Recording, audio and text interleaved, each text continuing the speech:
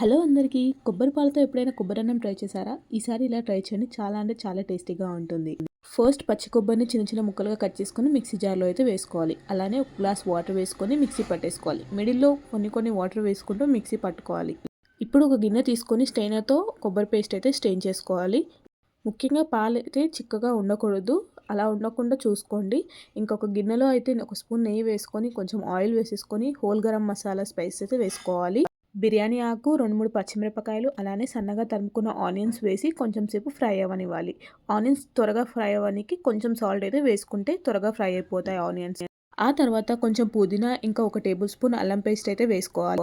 అల్లం పేస్ట్ పచ్చివాసన పోయే వరకు ఫ్రై చేసుకోవాలి. ఇంకా అందులో ముందుగా నానబెట్టుకున్న బియ్యం అయితే వేసేసుకోవాలి. ఒక గ్లాస్ బియ్యంకి 1.5 పాలైతే పడతాయన్నమాట. ఇంకేంటి మూత పెట్టేసుకొని సిమ్లో పెట్టేసుకుంటే ఇంకేంటి కొబ్బరన్నం అయితే రెడీ అయిపోతుంది.